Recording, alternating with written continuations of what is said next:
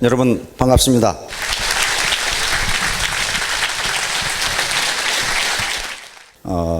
이렇게 앞에서 보면은 오늘 처음 오신 분들을 금방 알 수 있다.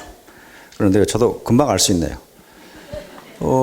돈 된다고 해서 왔더니 웬 산신령 같은 놈이 나와가지고 뭔 얘기를 하려고 지금 나왔나 하고 인상을 푹 쓰고 있는 분들은 오늘 처음 오신 분들입니다. 그래서 처음 오신 분들을 중심으로 제 이야기를 드리려고 합니다. 근데 먼저 경고해 드릴 것은요, 저는 돈 버는 얘기를 통 못합니다. 돈을 벌어본 적이 없거든요, 저는. 그런데 프로 야구 선수가 이 홈런을 잘 치려면은 체력 운동을 잘해야 된다고 그럽니다. 지금 이제 새해가 들어오면 그 프로야구 선수들 동계 훈련에 들어가죠. 근데 동계 훈련을 하는 걸 보면요, 꽁치는 것은 몇 시간 안 돼요. 맨날 목에다가 타이어 걸고 끌기, 한마로 타이어 치기, 요즘만 하고 있어요. 그리고 구보, 뛰는 거. 그렇게 기초 체력이 튼튼하지 않으면요, 공이 맞지를 않는답니다. 그런 거예요. 우리가 교육을 받는 이유는요, 명확합니다. 돈을 많이 벌기 위해서 받는 것도 있지만은 우리가 세상을 보다 넓은 시야로 보고 궁극적으로는 멋진 인간이 되기 위해서 교육을 받습니다. 공부를 하는 것도요, 대학원까지 가서 공부를 하는 것도 세상을 살아가는데 가능하면 멋진 인간으로 살아가기 위해서 그렇게 공부를 합니다. 돈 들여서. 초등학교도 안 가고 학교 전혀 안 다니고도요, 애 낳고 밥 짓고 돈 버는 데는 전혀 상관없어요. 여기 대학 나오신 우리 사모님들 2차 방정식 풀 수 있어요? 예? 2차 방정식은 그냥 인수분해도 하기 어려울 거예요. 그거 다 배웠어요. 그거 다 잊어먹었거든요. 그런데 아인슈타인이라는 사람이 있어요. 거의 미친 사람에 가까운 사람인데, 그 사람이 교육에 대해서 뭐라고 그랬냐면은, 교육의 효과는 배운 것을 다 잊어버리고 난 다음에 남는 것이 교육의 효과다 그랬어요. 뭔 말인지 좀 헷갈리지요? 그 말은 무슨 말이냐면요, 교육은 콩나물 시루에 물 붓기다 그 말입니다. 콩나물 시루에 물을 부으면요, 밑으로 다 빠집니다. 빠지는데 그래도 콩나물은 자라요. 그 부은 물이 그대로 남아있으면요, 콩나물이 썩습니다. 그래서 교육은요, 배운 걸 그 자리에서 잊어버려야 돼요. 잊어버려야 되는데 그러고 나서 뭔가 남는 게 있어요. 그게 교육의 효과예요. 그게 어떻게 남느냐? 멋진 인간으로 남습니다. 제가 오늘 드리려고 하는 얘기는요, 팍스 아토미카라는 제목으로 하도록 하겠습니다. 팍스 아토미카. 팍스는 피스라는 말입니다. 평화. 라틴어이고 로마 신화에서 평화의 여신 이름이 팍스입니다. 이것은 그리스 신화에서 에이레네라고 하는 여신이 로마 신화에 와서 팍스가 되는데, 영어 이름에 아이린이라는 여자 이름이 많아요. 아이린 이렇게 아이린이 평화의 여신이라는 말입니다. 거기서 따온 말이에요. 자, 그러면 아토미카는 아토미를 통한 평화. 다시 말하면 사회 평화, 그리고 가정의 평화를 누리자 하는 겁니다. 애터미를 통해서 가정의 평화를 누리자. 지금까지 여러 가지 경제적인 문제, 그리고 집에만 있다 보니까 우울증이 날라 그러고 나는 누구인가 이렇게 어떤 회의가 들고 하는 것을 애터미 사업을 통해서 경제적인 문제와 그런 심리적인 문제를 모두 해결해서 가정의 평화 그리고 사회적 평화를 누리자 하는 게 팍스 아토미카입니다.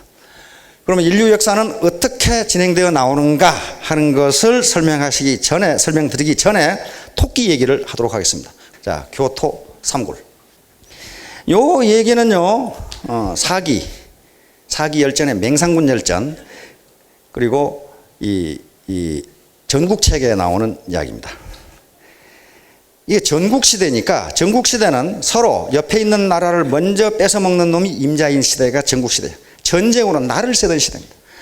그러니까 각국은 유능한 인재를, 그 사람의 신분 고화, 재산의 유무를 불문하고 유능한 인재를 구하기 위해서 혈안이 됐던 시대입니다. 그런데 제나라에 맹상군이라고 하는 저명한 재상이 있습니다. 이름난 재상이 있어요. 그 사기 열전에 등장할 정도면은 굉장한 인물입니다. 근데 여시춘치에 나오는 여불이라든가 춘신군이라든가 하는 사람들도 전부 그런 인물들이에요. 맹상군이 자기 집에 식객을 많이 먹였습니다. 지나가는 사람들 밥을 먹이고 거기서 거주하게 하는 거예요. 맹상군 집에서 밥을 먹고 지내던 식객들이 3,000명이었다고 사기에는 기록되어 있습니다. 그런데 3,000명이나 되는데 어느 날 풍원이라고 하는, 풍환 또는 풍원이라고 돼요. 풍환이라고 돼요. 풍환이라는 사나이가 나타나서 이 집에서 식객을 해야 되겠습니다 하고 왔어요.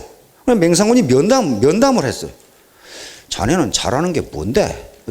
자네는 좋아하는 게 뭔가? 그러니까 나 좋아하는 거 없습니다. 그럼 잘하는 건 뭔데? 그러니까 잘하는 것도 없습니다. 근데 완전히 거지야.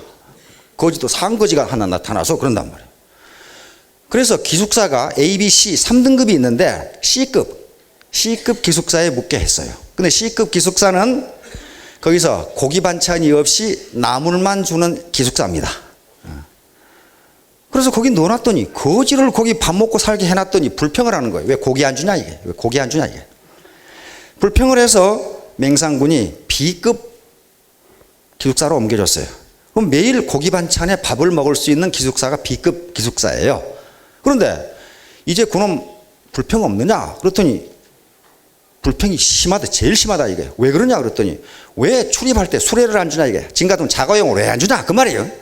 수레를 안 주냐 이게 걸어다니기 싫다 이거지. 아이고 이놈 봐라. 그래서 또 A급 기숙사로 또 옮겼어요. 그래서 이제 고기 반찬에 좋은 옷에 그리고 출입할 때는 수레를 타고 가도록 만들어졌어요. 이제야 불평이었겠지. 그랬는데 또 불평이야. 왜 집을 안 주냐 이거야. 그래서 이놈이 무슨 사정이 있는가 보다 하고 조사를 해봤더니 그 노모가 살아계시는데 가난하게 살고 있어. 집도 없이. 그래서 그 노모의 집을 지어주고 식량을 충분히 대주고 했더니 불평이 없어졌어요. 그렇게 해서 몰래 그냥 그럭저럭 저 식객이 3,000명인데 그놈이 어떻게 지내는지 어떻게 알겠어요 그 거지가. 그런데 1년 뒤에 어떤 일이 있었냐면은 이 맹상군이 3,000명이라는 식객을 먹여 살려야 되니까 시급으로 설이라고 하는 땅을 시급으로 받았습니다. 시급으로 받는다는 것은 우리 과거 조선왕조도 그렇게 했습니다. 이 대신들에게 공신들에게 땅을 나눠주죠. 땅을 나눠주면 땅의 소유권을 주는 게 아닙니다. 이 땅은 누구 거예요? 왕의 땅입니다. 왕. 보천지하의 막비왕토라고 그랬어요. 그래서 조선 천지는 전부 다 왕의 땅이에요. 소유권은 왕에게 있어요. 그러면 공신에게 경기도에 어디 땅을 준다. 그 말은 땅의 소유권을 주는 게 아니고요. 거기서 나오는 세금을 네가 받아먹어라. 그 말이에요. 그게 수조권이라고 하는 권리예요. 그랬듯이 맹상군에게도 시급을 줬는데 여기 백성들이 내는 국가에 내는 세금을 국가에 주지 말고 네가 받아먹어라. 그게 시급이에요. 근데 거기서 나오는 쌀만 가지고는 돈만 가지고는 3,000명을 먹여 살릴 수가 없으니까 맹상군이 그 땅에다가 고리때 돈놀이를 했어요. 돈을 빌려주고 이자를 받는. 근데 그 빌려간 백성들이 돈을 안 갚아. 그래서 누구 가서 돈 좀 받아오라고 그러니까 1년 뒤에 이 풍한이라고 하는 사나이가 내가 받아오겠다 이게. 내가 받아오겠다. 그러면서 떠나면서 죽은 제가 돈 받으면 뭐 사올까요? 이렇게 물었단 말이에요. 뭐 사올까요? 그러니까 맹상군이 자네가 봐서 이 집에 부족한 거 사오게. 그랬단 말이에요. 알겠습니다. 갔단 말이에요. 가가지고 보니까 가난해가지고 이자를 못 낼 사람이 있고 부자인데 안 내는 사람이 있고 그래서 부자들에게만 이자를 받았어요. 이자를 받고 그걸 가져온 게 아니고 거기서 소와 돼지를 잡고 술을 사가지고 술 파티와 고기 파티를 벌였어요. 그래가지고 이건 우리 주군께서 백성들에게 베푸는 것이다. 주군이 이렇게 하라고 그랬다. 그러니까 백성들이 얼마나 기분 좋겠어. 그리고 그 차용증을 전부 불태워버렸어요. 그리고 이것도 우리 주군께서 그렇게 하라고 그랬다. 그리고 다 불태워버렸어요. 그러고는 덜렁덜렁 빈손으로 왔지. 그러니까 돈 받아왔냐 이거야. 부족한 거 사오라 해서 다 사왔습니다. 뭐 사왔는데 이 집에 보니까 창고에는 금은 보화가 가득하고 저쪽 뒷뜰에는 아름다운 후궁들이 가득하니까 없는 것이 하나 있습니다. 뭐가 없나? 의가 없습니다. 정의가 없습니다. 그래서 그걸 사왔습니다. 그래가지고 노발대발 해가지고 그냥 없었던 일로 하고. 근데 1년 뒤에 제나라 임금이 바뀌면서 아들이 임금이 되니까 자기 아버지가 임명해놓은 재상, 우리 같은 국무총리죠. 이게 나이가 들고 그러니까 자기 또래로 바꾸려고 그러겠죠. 그래서 맹상군이 해임이 돼버려요. 해임이 되면 시급도 다 뺏기고 이제 없어져 버려요. 낙심을 하고 있으니까 드디어 풍원이라는 사나이가 나타나서 그러면 설당으로 가십시다. 그래서 설당으로 맹상군을 모시고 갑니다. 설당에 가니까 백성들이 어떻게 하겠습니까? 맹상군 만세를 부르는 거예요. 자기 부채 다 탕감해버렸지. 고기 파티, 술 파티 벌어졌지. 그래서 맹상군이 하는 소리가 내가 자네가 사온 의가 뭔지를 이제 알겠네. 이렇게 된 거란 말이에요. 여기서 살면 되겠구만. 그러니까 풍원이 하는 소리가 그렇지 않습니다. 교는 교활하다 또는 꾀가 많다 그 말이야. 꾀가 많은 토끼는 굴을 3개 판다. 굴 하나 파가지고는 목숨을 부지할 수가 없다 그런 말이에요. 그러니까 교토 3굴이듯이 이제 주군께서는 겨우 굴 하나 팠습니다. 이 굴 가지고는 주군께서는 높은 베개를 베고 주무실 수가 없습니다. 다시 말하면 언제 죽을지 모른다. 그러니까 제가 굴을 2개 더 파드리겠습니다. 그래서 굴을 파기 시작하는 거예요. 우선 금은 보화를 잔뜩 싣고 옆에 있는 경쟁국이 유나라로 가가지고 유나라 임금을 설득해가지고 그 당시 맹상군이란 재상의 이름은 세상에 알려져 있었기 때문에 굉장히 유능한 사람입니다. 전향반이 해임됐으니 전향반을 빨리 등용하는 국가가 전국시대 세상을 지배할 겁니다. 그렇게 설득을 했어요. 그러니까 위나라 임금이 들어보니까 그럴듯하고 자기도 잘 알고 있었어요, 맹상군. 그래서 더 많은 금은 보화를 싣고 맹상군에게 이 나라의 재상이 되어 주십사 하고 사신을 보냅니다. 이때 풍원은 금은 보화를 실은 마차보다 더 빨리 와가지고 거기서 이렇게 싣고 올 테니 거절하십시오. 이렇게 이야기한단 말이에요. 그리고 3번을 거절하십시오. 그러면 위나라에서 맹상군을 모시러 온다는 이 정보를 제나라 임금이 알까요, 모를까요? 압니다. 알아요. 그러니까 국경에서 빨리 정보원이 가서 보고하겠죠, 임금께. 위나라에서 모셔가려고 합니다. 3번을 거절하니까 이게 제나라에서 어떻게 하겠습니까? 이거 큰일 났거든. 저 사람 갔다 가면 큰일 났거든. 그래서 전보다 더 많은 금은 보화를 싣고 와가지고 제가 잘못했습니다. 재상을 부디 맞춰 주십시오. 해가지고 전에보다 더 많은 시급과 금은 보화를 주면서 다시 제나라 재상으로 들어갑니다. 자, 이제 죽은 굴 2개 팠습니다. 하나만 더 파면 됩니다. 그래도 안심이 안 된다 이게. 이게 정치는 무섭습니다. 권력은 무섭기 때문에 언제 맞아 죽을지 몰라요. 벼슬을 하는 사람들 중에서 가장 무서운 건 적이 아니라 임금이라고 합니다. 임금은 자기 마음에 들지 않으면 뭘 뒤집어 씌우든 뒤집어 씌워 죽여요. 그 전국시대 생립니다. 그래서 마지막 한계를 어디다 파기했느냐. 제나라 임금을 설득해가지고 맹상군이 시급으로 받은 설당에다가 제나라에 종묘를 지으라고 설득하는 겁니다. 종묘는 뭡니까? 역대 임금님들의 위패를 모신 것이기 때문에 그 땅을 함부로 무기를 가지고 들어오는 놈은 능지처참을 한단 말이에요. 그래야만 누가 쳐들어오질 못해 거기를. 그래서 제나라 임금을 설득해가지고 맹상군의 시급인 영지인 설당에 제나라 종묘를 세우도록 만듭니다. 그걸 세웠어요. 그러니까 풍원이 맹상군에게 이제 굴 3개 다 팠습니다. 이제 주군께서는 베개를 높이 베고 주무셔도 주군께 시비를 걸 놈이 없을 겁니다. 역시 그 사기 기록에 보면은 맹상군은 수십 년간 재상을 했는데 한 번도 도전을 받지 않았어요. 그리고 대대로 잘 살았어요. 이게 바로 굴 3개 파는 거예요. 자, 오늘 여기 오신 분 중에 가게를 하신 분, 그 굴 하나밖에 안 되는 거예요. 그 언제 망할지 몰라요. 미장원 하시는 분, 그 굴 하나예요. 그 언제 망할지 몰라. 우리 동네 보니까 돈 버는 것은요, 간판집하고 인테리어 집이더라고. 무슨 놈의 간판이 그래. 날마다 바뀌나, 그게. 그래, 망했다는 거거든요. 그 굴 하나 가지고 있으니까 그래요. 굴 하나 가지고 있으니까. 그래서 요 교토 3굴은요, 현대그룹의 모토입니다. 현대그룹이 교토 3굴이라고 정했어요. 그래서 전 사원들에게 이걸 명심하라고 그랬어요. 교토 3굴. 그래서 지금 연금 받고 계신 분들도 계실 텐데 그 굴 하나밖에 안 되는 거예요. 굴. 그래서 적어도 굴은 3개를 파야 평생 높은 베개를 베고 잠을 주무실 수가 있어요. 오늘 보니까 굴 파러 오신 분들이 많은데 너무 힘들게 파지 마시고 하여간 피할 수 있도록 굴을 파시기 바랍니다. 자, 팍스 아토미카. 인류 역사는 로마 시대부터 팍스 로마나라는 말이 만들어지면서부터 팍스란 말이 나오기 시작합니다. 로마는 공화정 말기에 대혼란을 겪는데요. 아우구스투스, 본명은 옥타비아누스입니다. 옥타비아누스가 정권을 잡으면서 옥타비아누스 안토니우스 아시죠?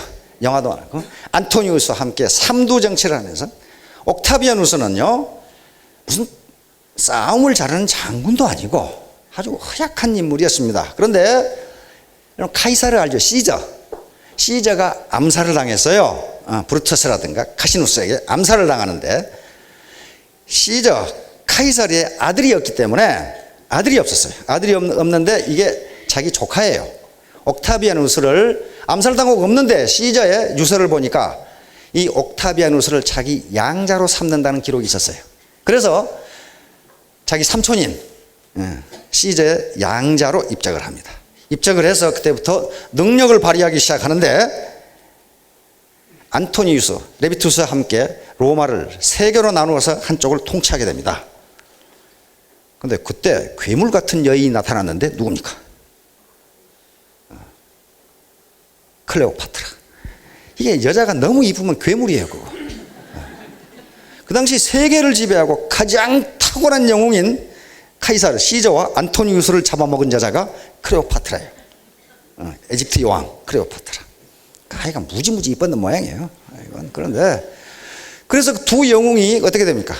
클레오파트라하고 결혼을 하죠. 그래서 클레오파트라와 카이사르 사이에 난 아들이 있고 클레오파트라와 안토니우스 사이에 난 아들이 있어요. 물론 클레오파트라는 처음에 왕이 될 때 자기 동생하고 결혼했습니다. 남동생하고 결혼해서 왕이 됩니다. 둘이 동시에, 그 당시는 거의 다 보편적으로 그렇게 돼 있었으니까. 지금 생각은, 지금 윤리로 따지면 안 됩니다. 그 당시는 혈통을 보존하기 위해서 그런 식으로 합니다. 그런데 카이사르는 떠났지만 안토니우스는요, 이 클레오파트라한테 반해가지고 다 망쳐놔요. 결국은 나중에 옥타비아누스하고 안토니우스하고 대결을 하게 되는데 악티움이라고 하는 해전에서 클레오파트라 안토니우스 군이 패하면서 옥타비아누스는 로마 전권을 장악하게 됩니다. 그래서 그 옥타비아누스에게 붙여준 이름이 아우구스투스예요. 존엄한 인간, 그 말이에요. 존엄한 자. 사실상 그래서 이 아우구스투스가 로마 초대 황제가 됩니다. 황제가 되는데 그 뒤로 5명의 황제가, 아주 탁월한 황제가 나오는데 그걸 오현제 시대라고 그럽니다. 왜냐하면 그 당시 황제는 세습이 아니고 원로원에서 가장 유능한 인물에게 황제를 줬어요. 그러니까 5명의 유능한 황제가 나와버려요. 이게 200년간이에요. 이 200년간 로마는 전성시대를 구가합니다. 외적의 침입도 없고 군사력도 강하고 경제도 활발하게 돌아가고 법률도 치안도 아주 짤류되고, 그래서 역사가들이 이 시대를 팍스 로마나 이렇게 붙였어요. 로마의 평화. 그 뒤에 국제정치학자들이 이제 이걸 전용시켜가지고 강대국의 지배에 의한 평화, 이것을 팍스라는 말을 붙이기 시작합니다. 자, 이 시대가 지나고 다시 어떤 시대가 오느냐면 팍스 브리타니카. 대영 제국의 지배에 의한 평화. 역사상 대영 제국만큼 큰 제국을 건설한 국가도 없고, 정치, 경제, 사회, 문화, 군사, 과학, 예술 모든 분야의 세계를 지배해버린 게 대영 제국입니다. 대영 제국이 차지한 땅이 지구의 4분의 1이었고 3,300만 평방킬로미터니까 세계 인구의 4분의 1을 점령을 했어요. 그리고 이렇게 되니까 어떻게 됩니까? 영어가 세계 공용어가 돼버립니다. 그 당시엔 불어가 훨씬 낫거든요. 근데 영어가 이렇게 돼버려요. 자, 그래서 대영 제국의 지배에 의한 평화. 가장 전성시대가 1815년부터 1914년. 1815년은 영국의 웰링턴 장군이 워털루에서 프랑스 나폴레옹군을 격파한 그 해입니다. 그러면서 프랑스는 깨지고 이제 대영 제국이 세계를 지배해버립니다. 1914년은 제1차 세계대전이 발발한 해입니다. 그때부터는 1차 대전에 휩쓸리면서 국력이 쇠해지고 미국이 부상하기 시작한 시. 자, 그래서 영국의 시대가 이제 팍스 브리타니카 시대라고 부릅니다. 앞으로도 대영 제국처럼 세계를 지배하는 국가는 나타나지 않을 겁니다. 다음. 자, 그런데 영국을 지금 우습게 보면 안 되는 게요. 영연방이 있습니다. 영연방은 53개국으로 구성이 되어 있는데 영연방의 수장이 엘리자베스 여왕입니다. 이상한 조직체예요. 자, 그다음 영연방 왕국이 있어요. 영연방 왕국이 있는데 영연방 국가 중에 영국 여왕을 국가 원수로 하는 국가가 16개 국가예요. 대표적인 국가들이 캐나다, 호주, 뉴질랜드, 전번에 우사인 볼트가 있었던 자메이카, 파푸아 뉴기니 등등은 국가 원수가 없습니다. 국가 원수가 영국 여왕이에요. 그럼 그 국가는 누가 통치하느냐? 영국 여왕이 명령한 총독들이 통치합니다. 그래서 몬트리올인가 캘거리인가 올림픽, 동계올림픽 선언할 때 마침 그때 영국 여왕이 캐나다에 가 계셨기 때문에 캐나다 수상을 온데간데도 없고 영국 여왕이 개회 선언을 합니다. 그게 자기 통치 국가니까 그래요. 이런 식으로 이 세계에는 희한한 국가들도 있다. 그래서 영국을 우습게 보면 안 되는 게 지금도 수억을 통치하는 그런 통치하는 국가입니다. 자, 이렇게 이제 영국이 팍스 브리타니카 시대가 끝나고 1차 대전이 되면서 이제 너무 많은 전비를 쏟아붓게 되고 세계 경찰 국가였는데 경찰력이 세계 경찰 국가를 하기에 점점 힘이 딸리기 시작해요. 그래서 미국에게 그걸 인계를 합니다. 2차 대전이 끝나고 이제 완전히 영국은 힘이 빠졌고 소련과 미국이 양 진영을 지배하면서 이 시대를 루소 아메리카, 팍스 루소 아메리카라고 합니다. 러시아와 아메리카가 지배하는 세계. 이렇게 됩니다. 이때를 뭐라고 부르냐면 공포의 균형이라고 부릅니다. 밸런스 오브 테러. 다시 말하면 상호 확실 파괴 무기를 가지고 있는. 상호 확실 파괴 무기라는 게 뭐냐면요. 소련이 미국을 핵무기로 불시에 선제 공격을 하더라도 핵무기로 선제 공격을 해보면 어떻게 되겠어요? 초토화되죠. 그럼에도 불구하고 살아남은 핵무기가 있어서 소련을 확실하게 파괴할 수 있다. 그 말이에요. 미국도 마찬가지다. 미국이 소련을 선제 공격으로 핵무기를 때리더라도 소련에 살아남은 핵무기가 있어서 미국을 확실하게 파괴할 수 있다. 이게 상호 확실 파괴. 상호 그것을 알기 때문에 어떻게 합니까? 전쟁을 할 수가 없어요. 그러니까 공포 속에 평화가 오는 거예요. 이게 공포의 균형이라고 부릅니다. 미국 가보시면요. 무슨 사막에다가 그냥 막 8차선 고속도로를 뚫어놓고 아무도 안 다녀. 아무도. 시골 구석에도 뭐 고속도로가 무지하게 다 뚫려 있어요. 근데 시골에 고속도로 뚫는 건 이해가 되는데 무슨 사막에다가 고속도로를 뚫어놨어요. 아무도 안 가요. 그건 뭐 때문에 그러냐면요. 핵전쟁 났을 경우 미국 국민이 피신할 수 있도록 그렇게 만들어 놓은 겁니다. 이 냉전시대 그렇게 만들어 놓은 거예요. 그래서 당시 냉전시대는요. 핵무기를 가지고 있는 게 소련과 미국은 땅덩어리가 크기 때문에 지상 배치 핵무기가 있어요. 지상에 핵무기가 있습니다. 그리고 핵무기를 어디 배치냐면 잠수함에 배치합니다. 주로 잠수함에 장착하고 다니는 거예요. 잠수함에 왔다 갔다 하니까 위치 찾기가 힘들죠. 그 다음에 미국은 로키산맥 지하를 파가지고 핵으로 공격해도 빵카가 부서지지 않도록 지하 깊숙이 빵카를 파서 거기에 로키산맥 밑에 철도를 놨습니다. 철도를 놔가지고 그 철도에 핵무기를 싣고 하루 종일 왔다 갔다 했어요. 왜냐하면 소련의 첩보망에 안 걸려야 되니까. 핵무기가 어디 있는지 모르도록. 그렇게도 안심이 안 되니까 전략 폭격기에 핵무기를 싣고 항상 몇 대는 공중에 떠 있도록 했어요. 소련이 붕괴되면서 부시 대통령이 공중에 떠 있는 전략 폭격기에 지상에 랜딩을 명령해서 랜딩했습니다. 지금은 공중에 없어요. 자, 그런 시대예요. 그런 시대니까 러시아와 아메리카에 의한 평화입니다. 이것이 1991년에 소련이 붕괴되면서 끝납니다. 자, 이때 대결한 게 뭐냐면 군사적으로는 북대서양 조약기구. 지금 이거 살아남아 있죠? 북대서양 조약기구. 그 다음에 저쪽은 바르샤바 조약기구. 바르샤바 조약기구가 군사적으로 대결합니다. 그럼 경제적으로는 어떻게 대결하느냐? 경제적으로는 머셜 플랜. 자, 미국은 유럽이 전쟁으로 황폐가 되니까 어마어마한 돈을 퍼부어서 유럽을 살려줍니다. 이렇게 해서 동유럽도 포함시키려고 그러는데 소련이 압력을 넣어가지고 동유럽은 즉 공산진영은 자기들끼리 경제 체제를 경제 기구를 만드는 게 코메콘이라고 합니다. 코메콘. 상호 경제원조회의라고는 만들어서 우리끼리 하자. 마실 뿐. 그러자 코메콘에 대항해서 자유진영은 미국을 중심으로 코콤이라는 것을 만듭니다. 코콤은 대공산권 경제봉쇄기구예요. 따라서 이 당시에 냉전시대에 우리가 수출을 할 때 아무렇게나 수출을 하는 게 아니고 코콤의 규제를 받습니다. 즉 코콤에서 이건 수출해도 되고 안 되고 그렇게 되는 거예요. 자, 그런데 이 코콤의 규제, 지금 북한에 미사일 만들었죠. 미사일 썼죠. 이건 코콤에 의해서 다른 나라에 수출 못하게 돼 있는데 전부 밀수로 한 겁니다. 밀수로 코콤 규제를 위반하고 일본의 회사들이 팔아먹었다는 게 들통이 났어요. 일본의 회사들이 중국에 팔아서 중국에서 북한으로 그 부품이 흘러들어갔다 하는 걸. 도시바사 공작기계라는 말은요, 당시 냉전시대에 소련의 잠수함이 핵탄두를 장착하고 어디에 있는가 하는 것을 미국의 잠수함이 먼저 파악했어요. 그럼 누가 이기겠어요? 미국이 우위입니다. 왜냐하면 소련의 핵잠수함에서 이 스크루 돌아가는 소리가 좀 세게 나요. 그래서 소련의 핵잠수함이 어디 있는가 하는 것을 미국의 핵잠수함이 금방 파악했어요. 그런데 어느 날 갑자기 미 정보부가 알아낸 것은 소련의 잠수함이 미국의 잠수함의 위치를 더 빨리 안다는 사실을 알아냈어요. 그럼 어떻게 됩니까? 자유세계가 발칵 뒤집혔습니다.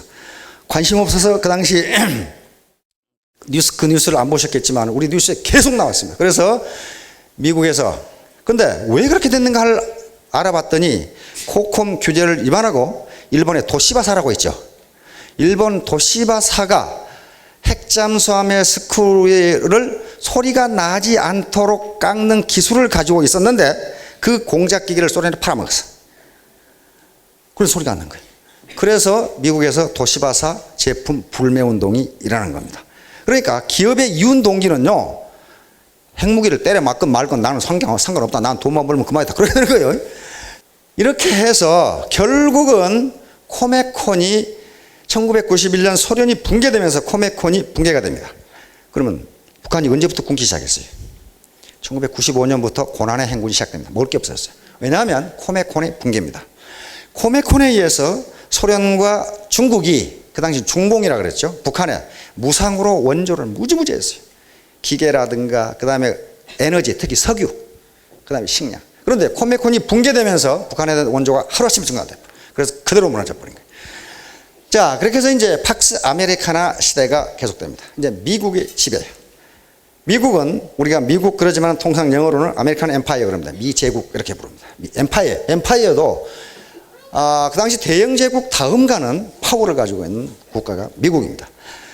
그런데 이게 혼자 세계의 패권을 장악하고 있는데 느닷없이 2001년에 세계 무역센터가 테러를 당해서 무너져 버려요.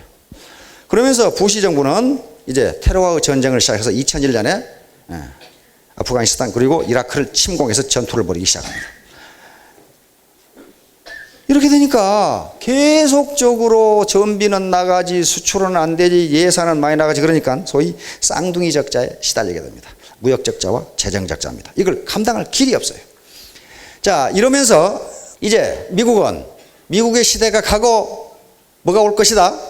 중국의 시대가 올 것이다. 이걸 팍스 세니카로 부릅니다. 팍스 세니카. 지금 고대 중국은요, 동아시아의 패권 국가였습니다. 그렇죠? 이 당시 한나라, 당나라, 송나라, 원나라, 그 명나라, 청나라. 그런데 이 당시에 동아시아의 패권을 장악하고 있는 중국을 팍스 세니카 이렇게 불렀는데 그 뒤에 이제 근대에 와서는 일본에게 패권을 뺏기게 됩니다. 태평양 전쟁 하면서. 그래서 그 시대를 팍스 자포니카 그렇게 부릅니다. 일본의 지배에 의한 동학평화. 자, 그런데 중국이 과연 세계를 지배할 수 있느냐? 그것은 제 생각은 의문이에요. 그렇게 안 될 것이다. 왜냐하면 현재 미국의 힘이 약화됐다고 하지만요, 미국에 견줄 만한 힘이 없어요. 중국은 없습니다. 그래서 미국이 지금 중국을 포위하고 있죠. 이번에 오바마 대통령이 인도네시아 동아시아 이 정상회의에서 아시아 외교에 올인하겠다 그렇게 선언을 했고, 거기서 남중국의 영유권 분쟁, 남사군도와 서사군도 거기에 석유가 무지무지하게 있으니까 중국이 군사력으로 그걸 지배하려고 하자 미국이 개입하겠다는 의도를 분명히 했습니다. 다시 말하면 영유권 분쟁을 하고 있는 필리핀과 해군 합동훈련을 하고 가장 첨예하게 대립하고 있는 베트남과 해군 합동훈련을 시작했어요. 그것은 뭐냐면은 중국이 무력으로 남중국해를 지배하는 것을 좌시하지 않겠다 그런 말이에요. 그래서 중국은 거기서 깜짝 놀래가지고 왜 남의 일에 개입하느냐 이렇게 나왔어요. 그러니까 남의 일이 아니라 무슨 일이다? 세계 평화에 관한 일이다. 이런 식으로 한단 말이야. 세계 평화에 관한 일이다. 자, 그래서 미국은 중국을 견제하기 시작했고 지금 호주 북부에 뭘 건설하고 있습니다. 미국 군사기지를 건설하고 있어요. 그런데 중국을 견제하기 위한 것이라는 것을 부인하지 않았습니다. 따라서 중국을 지금 포기하기 시작했어요. 그러면서 중국이 유일하게 인도양으로 갈 수 있는 길이 미얀마, 옛날 버마라고 하는 형편없는 국가인데 인권 탄압국으로 부패지수 세계 꼴찌입니다. 가장 부패한 나라인데 거기를 힐러리 장관이 방문했죠. 다시 말하면 버마까지 끌어들이게 되면, 미얀마까지 끌어들이게 되면 중국은 완전히 포기가 됩니다. 그래서 EU와 미국이 중국의 세계 지배를 좌시하지 않을 것 같다. 왜냐하면 나토라는 것이 살아있어요. 나토.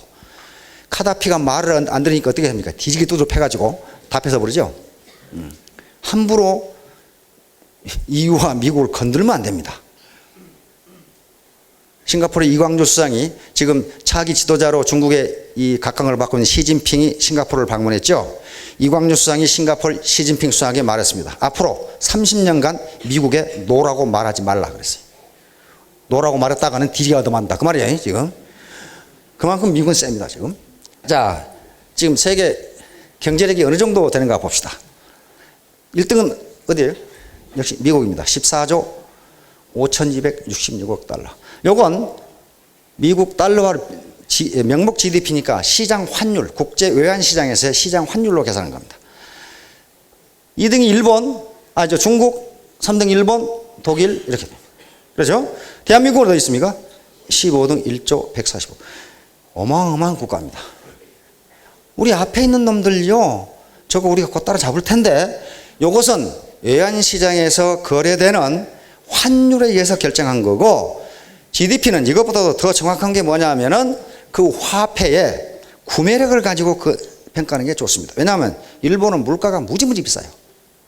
같은 오뎅 하나인데 우리나라에서 먹는 것이 더 맛있는데 비싸긴 일본 고기 더 비싸요.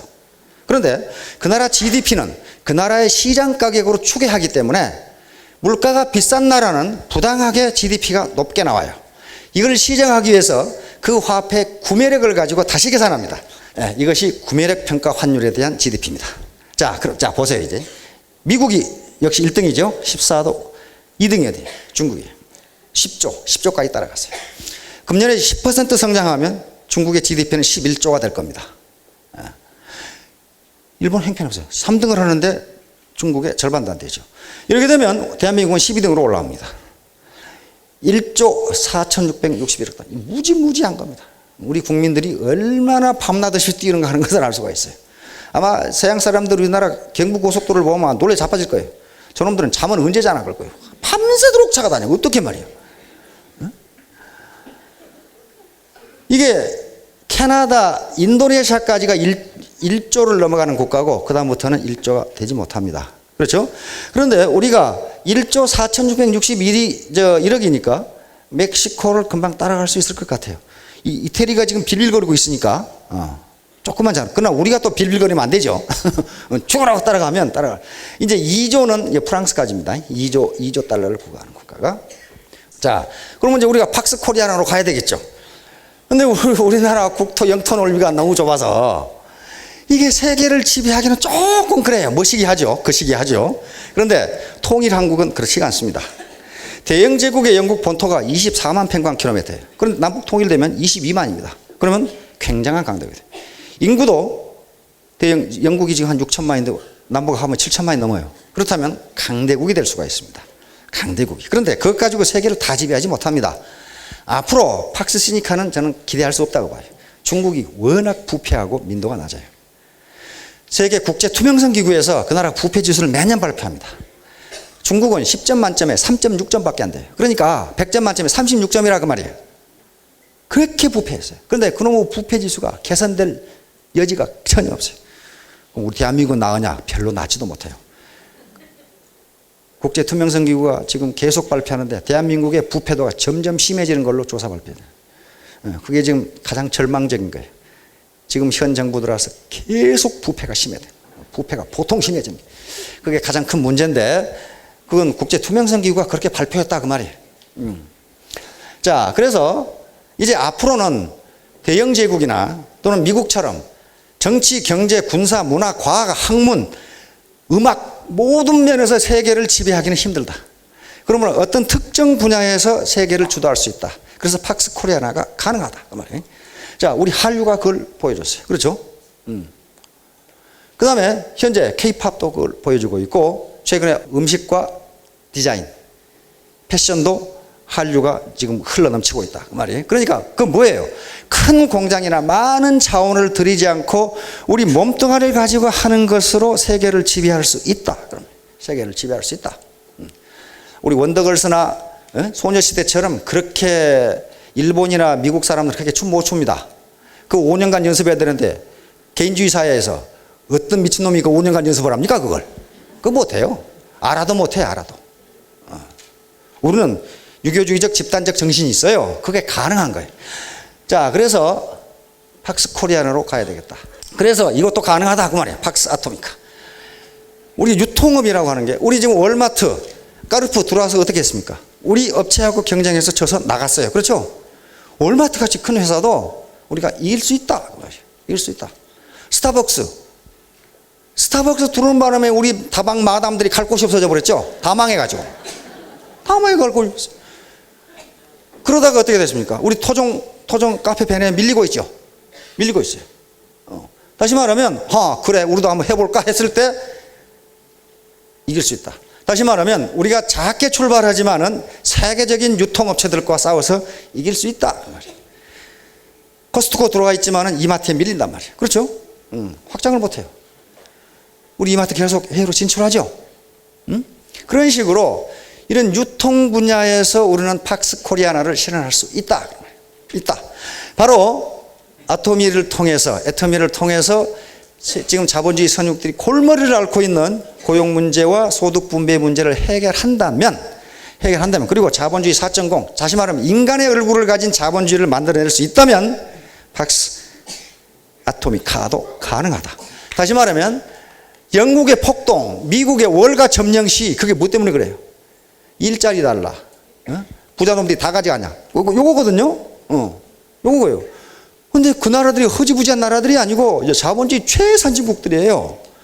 그 나라에서 사회가 그렇게 불안정하게 된다면 우리 사회도 언제 폭발할지 모른다 하는 거예요. 그거 아무도 장담 못해요. 특히 내년도에는 고용이 더 안 된다고 보거든요. 정부 자체가 발표했어요. 그래서 내년을 위기관리로 정했어요. 위기관리. 내년이 위기다. 그렇다면 이런 고용 문제, 고용 창출 문제와 소득 분배 문제를 정의롭게 해결할 수 있고 자본주의 4.0 다시 말하면 효율성과 형평성을 조화한 인간의 얼굴을 가진 자본주의를 만들어낼 수 있다면 사회평화와 가정평화를 이룰 수 있다. 이게 팍스 아토미카예요. 그러니까 어떻게 되겠어요? 사업을 정의롭게 전개해야 되겠죠. 허풍친다거나 라인 빼서 이쪽으로 가져간다거나 카드 긁어가지고 안 갚는다거나 뭐 스폰서나 파트너를 협박한다거나 이건요 이렇게 해가지고 팍스 아토믹하고 나발이고 아무것도 없어요. 정의롭게 해가지고 윈윈하도록 하자. 매매 게임이 아니고 비둘기 게임을 하자 그 말이에요. 매매 게임을 하면 둘 다 죽어요. 뭐냐 너 죽고 나 죽자 이렇게 나오면 어떻게 되냐면 이게 매매 게임이에요. 이게 치킨 게임이란 말이에요. 너 살고 나 살자 이렇게 된단 말이에요. 너 살고 나 살자. 그래서 우리가 위닝 게임, 상생 게임을 하면요 이 기회에 굴도 2개 더 파고 지금 여기까지 살아서 걸어오신 것 보니까 굴 하나는 전부 가지고 계신 것 같아요. 그렇죠? 굴 하나는 가지고 계시는데 크게 안심이 안 된다는 말이에요. 내년이 위기니까. 그렇다면 굴 하나 더 파시고 상호 협력에 의해서 위닝 게임을 하면은 모두 우리 팍스 아토미카 다시 말하면 사회의 평화와 가정의 평화를 누릴 수 있을 것으로 그렇게 믿습니다. 자, 강의 마치도록 하겠습니다.